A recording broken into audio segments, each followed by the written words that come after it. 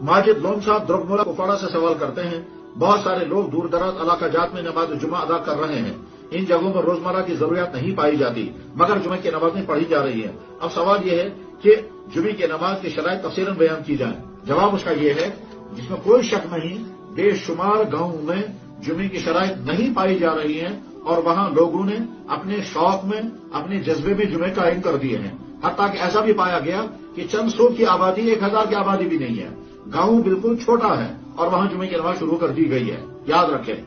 جناب رسول اکرم صلی اللہ علیہ وسلم کے مبارک زمانے میں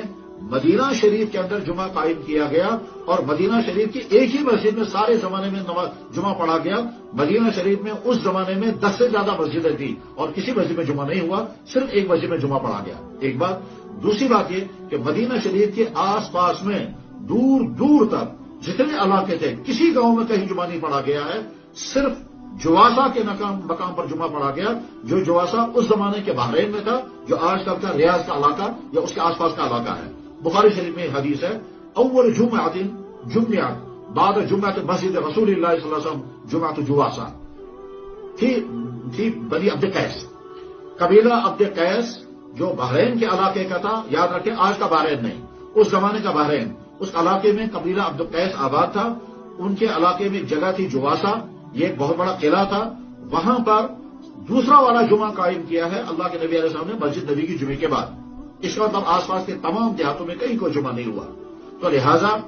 قرآن کریم میں بھی اللہ تعالیٰ فرماتے ہیں، اے ایمان والو، جب جمعے کی ندا کی جائے یعنی اذان ہو جائے تو اللہ کے ذکر یعنی نماز کی ادائیگی کے لیے دوڑو، وذروا البیع، اور بزنس کو چھوڑ دو۔ اور بزنس گاؤں میں نہیں ہوا کرتا ہے، گاؤں میں تو دیہاتی زندگی ہوتی ہے، تو لہذا ہر قسم کے گاؤں میں جمعہ صحیح نہیں،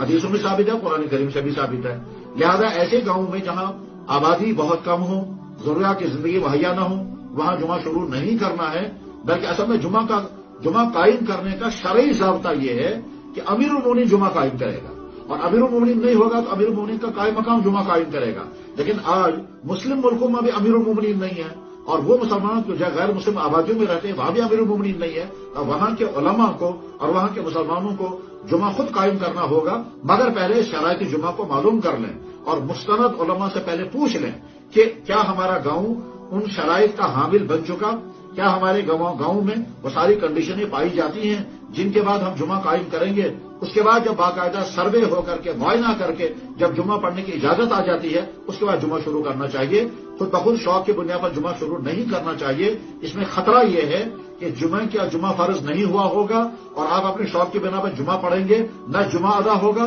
اور آپ نے ظہر کی نماز بھی نہیں پڑھی تو ظہر بھی ادا نہیں ہوا اور جمعہ بھی ادا نہیں ہوا۔ جیسے کوئی بڑا گاؤں ہو جہاں ضروریات ساری کی ساری مہیا ہوں اور جمعے کی ادائیگی وہاں درست ہو چکی ہو، بلکہ جمعہ فرض ہو چکا ہو، وہاں اگر کسی عالم نے کہا کہ یہاں جمعہ نہیں پڑھنا ہے اور وہ لوگ وہاں ظہر کی نماز پڑھیں گے تو ان کی ظہر کی نماز ادا نہیں ہوگی کیونکہ ان کا جمعہ فرض ہو چکا ہے، اور جمعہ وہ پڑھ نہیں رہے ہیں کیونکہ جمعہ پڑھنے کی ان کو اجازت نہیں گئی۔ تو جمعہ اور ظہر بہت نازک مسئلہ ہے۔ اگر جمعہ درست نہیں اور پڑھا جا رہا ہے تو خطرہ ہے کہ وہ ادا ہی نہیں ہوگا اور ظہر باقی رہے گی، اور اگر جمعہ فرض ہو چکا ہے اور جمعہ نہیں پڑھ رہے ہیں، ظہر کی نماز پڑھ رہے ہیں تو ظہر کی نماز بھی ادا نہیں ہوگی۔ تو یہ دودھاری تلوار ہے، اس لیے بہت محتاط رویہ اس میں اختیار کرنا چاہیے۔ فتویٰ لکھنے والے علماء کو بھی اور عوام کو بھی اور ان حضرات کو بھی جو شوق کی بنیاد پر جمعہ قائم کرنے کے لیے دوڑ دھوپ کرتے ہیں۔ اگلا سوال ان کا یہ ہے کہ کتنی دوری سے جمعہ پڑھنے کے لیے آنا چاہیے، تو اس سلسلے میں متعدد حدیثیں ہیں۔ ایک حدیث سے تو پتہ چلتا ہے کہ الجمعۃ علی من آباہ اللیل، جمعہ ہر انسان پر فرض ہے کہ جو رات کو اپنے گھر آ سکے۔ اس کا معنی یہ ہے کہ جس قصبے میں جمعہ قائم ہو گیا اس قصبے کے جمعے میں شرکت کرنے کے لیے اس آدمی کو بھی آنا پڑے گا جو آدمی صبح کو اپنے گاؤں سے پیدل چلے اور دوپہر کو شہر پہنچے اور جمعہ پڑھ کر فارغ ہو جائے تو واپس پیدل چلے اور شام کو گھر پہنچے۔ جو اتنے فاصلے میں رہتا ہو اس کو جمعے کی نماز ادا کرنے کے لیے آنا چاہیے۔ ایک حدیث تو یہ ہے۔ دوسری حدیث یہ ہے کہ جمعے کی نماز اس انسان تک فرض ہو جاتی ہے جس تک جمعے کی اذان کی آواز پہنچ جائے۔ اور تیسرا ضابطہ اس کے لیے ہے کہ شہر اور مضافات شہر، قصبات اور فنائے مصر، قصبات کے متعلقہ علاقے، یعنی یہ قصبہ ہے اور قصبے سے جڑی ہوئی دائیں بائیں کی جو آبادی ہے، مثلا ریلوے اسٹیشن،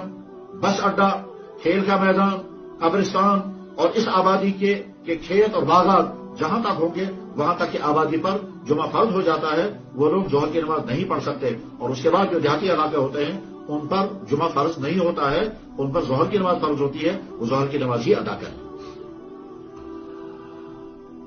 لاک ڈاؤن کے زمانے میں بہت سارے ایسے گاؤں میں جمعہ پڑھا گیا جہاں جمعے کی شرائط نہیں پائی جا رہی تھی، اور اب وہ جمعہ قائم کیے ہوئے ہیں اور وہ جمعہ چھوڑنے کو تیار نہیں ہے۔ اس سلسلے میں بڑی دردمندی کے ساتھ یہ درخواست ہے کہ اس میں اپنی ضد اور اپنے شوق کو سامنے مت رکھیں۔ دین نام ہے اتباع کا، اور اتباع کرنا ہے شرعی احکام کا، اپنے شوق پورا کرنے کا، اپنی چاہتیں پوری کرنے کا، اور جو ہمارے جی میں آئے اس کو پورا کرنے کا نام دین نہیں ہے۔ دین نام ہے فالو کرنا، جو اللہ اور اللہ کے نبی نے کہا اس کی اتباع کرنے کا نام دین ہے، چاہے وہ ہماری مرضی کے خلاف ہو، چاہے وہ ہمارے شوق کے خلاف ہو، چاہے ہمارے تمناؤں اور آرزوؤں کے خلاف کیوں نہ ہو۔ اصل میں تو دین